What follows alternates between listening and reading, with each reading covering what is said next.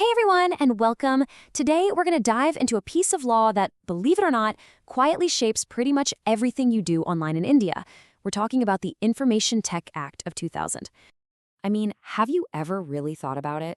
Every single time you log in, buy something online, or send a secure email, there's this legal framework just humming away in the background. Well, that whole system, that invisible framework, that's exactly what we're digging into today. So, the answer to that question, it really comes down to this one foundational law that acts as the original rulebook for India's digital superhighway. Okay, so at its heart, the IT Act of 2000 was built to do two really crucial things. First, it gives legal power to all our online transactions, making things like e-commerce and digital banking even possible. And second, it clearly defines what a cybercrime is and lays out the consequences. And where this law came from is actually pretty fascinating. It wasn't just pulled out of thin air. It was based on a model law from a UN commission that wanted to create a standard set of rules for e-commerce around the world. So after it passed through the Indian parliament, it officially became law on October 17th, 2000, basically setting the stage for the whole digital revolution in India. All right, to really get a grip on this act, we've got to speak its language, right? So let's break down a few key terms that are basically its building blocks. First up, computer. Now, when I say computer, you're probably thinking of a laptop or a desktop.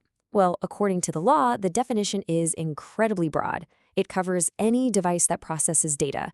So yeah, that means your smartphone, your tablet, even your smartwatch. This wide-ranging definition is what helps the law stay relevant as our tech keeps changing. Next up, intermediary. And trust me, this is a huge one. This basically refers to all the platforms and services we use every single day. Your internet provider, social media sites like Facebook and X, search engines like Google, yep, they're all considered intermediaries. They are the pathways for all our digital chats and searches. And this leads us right to the heart of digital security, the key pair. I know, it sounds super technical, but the idea behind it is actually brilliant. It's the whole basis for how we prove we are who we say we are online, especially when it comes to things like digital signatures. So how in the world does this actually work? Just think of it like a super special lock and key that are made for each other and only each other. Your private key is the actual key that you keep secret and safe. You use it to lock or sign a document. The public key is like the special lock you can give to anyone. They can use that lock to check and make sure that your unique key, and nobody else's, was the one that signed the document. It's how we can all trust digital documents. Pretty cool, right? All right, so we've got the lingo down. Now let's get to the part with some real teeth. What does the act actually say is a crime? And what happens if someone breaks these rules?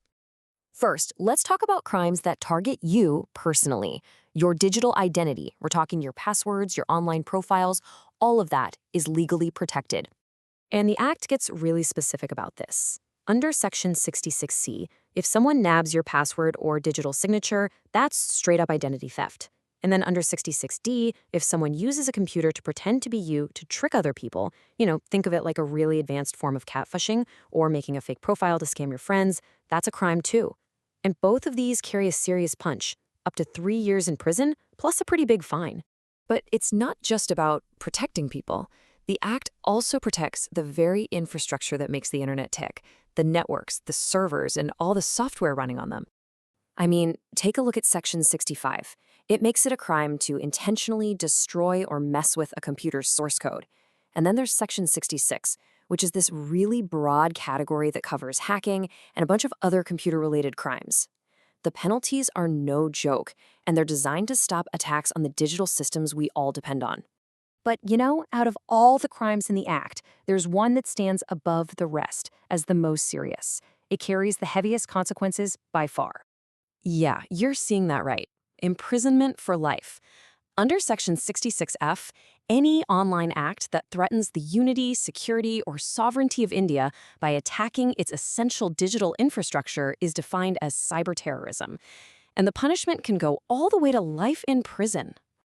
Okay, so looking at all this in a table is one thing, but how does it actually play out in the real world? Let's check out a real case to see this law in action. So in this case, Kumar versus Whiteley, that's pretty much exactly what happened. This guy broke into a university network, started deleting and adding files, and then changed the passwords to lock everybody else out. This wasn't some theoretical threat. This was a real crime with real consequences for real people. So what happened? Well, here's the verdict. The court found him guilty and sentenced him to 1 year of rigorous imprisonment plus a fine. And he was convicted under two laws, the Indian Penal Code for cheating and, here's the key part, Section 66 of the IT Act for those computer offenses. This case is just a perfect example of the Act doing exactly what it was designed to do, giving courts the tools they need to prosecute digital crimes. So you might be thinking, this law is over 2 decades old. That's ancient in tech years. Why does it still matter so much in our digital lives today? Well, it really comes down to these four key things. It builds the trust we need for our digital economy to work. It lays out the rules of the road for how we all behave online. It gives regular users like you and me a way to fight back if we're ever victims of a cybercrime. And, while it's been updated over the years, it's still the absolute foundation that all of India's other cyber laws are built on. And all this leaves us with one big, important question for the future. The internet of the year 2000 looks nothing like the world of today, with AI, the metaverse, and who knows what else on the horizon. How is the law going to keep up? What's next for our digital rights and our security in a world that's just becoming more and more digital? It's definitely something for all of us to think about. Thanks so much for joining me.